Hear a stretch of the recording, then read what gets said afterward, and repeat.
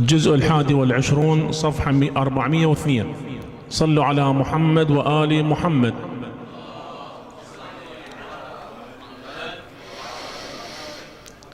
أعوذ بالله من الشيطان الرجيم.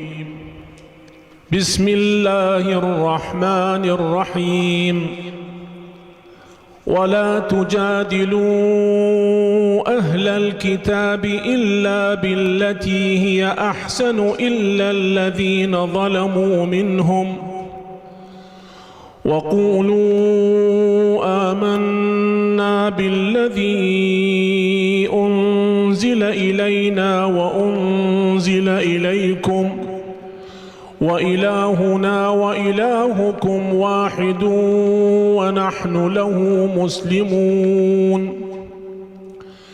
وكذلك أنزلنا إليك الكتاب فالذين آتيناهم الكتاب يؤمنون به ومن هؤلاء من يؤمن به وما يجحد بآياتنا إلا الكافرون.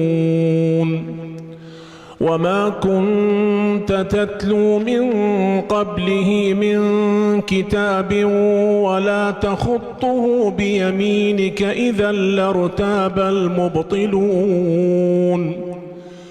بل هو آيات بينات في صدور الذين أوتوا العلم وما يجحد بآياتنا إلا الظالمون.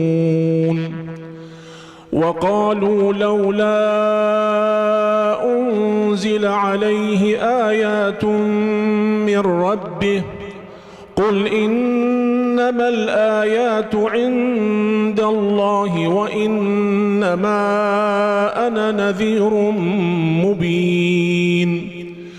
أولم يكفهم أنا أنزلنا عليك الكتاب يتلى عليهم إن في ذلك لرحمة وذكرى لقوم يؤمنون. قل كفى بالله بيني وبينكم شهيدا يعلم ما في السماوات والأرض والذين آمنوا بالباطل وكفروا بالله أولئك هم الخاسرون.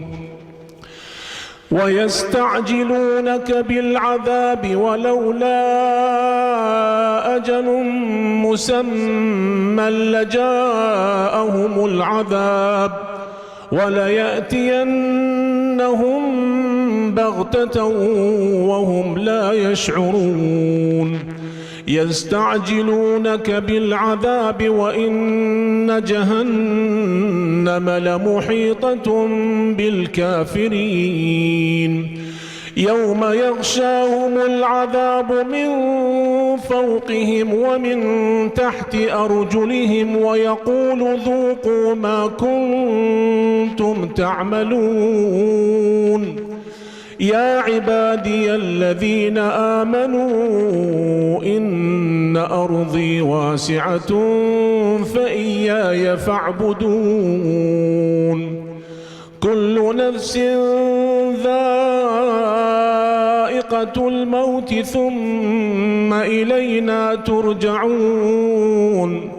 والذين آمنوا وعملوا الصالحات لنبوئنهم من الجنة غرفا تجري من تحتها الأنهار خالدين فيها نعم أجر العاملين.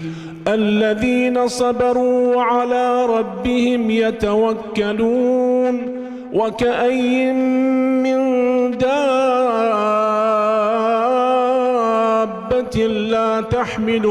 لا تحمل رزقها الله يرزقها وإياكم وهو السميع العليم.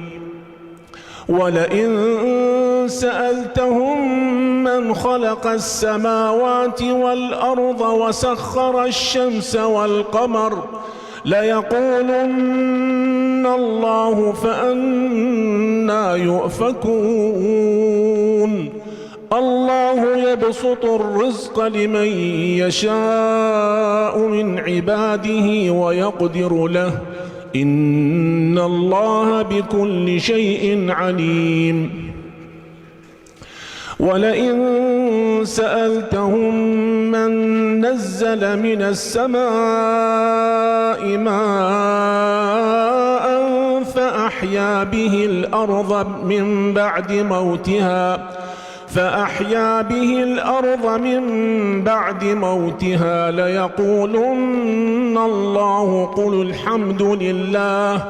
قل الحمد لله بل أكثرهم لا يعقلون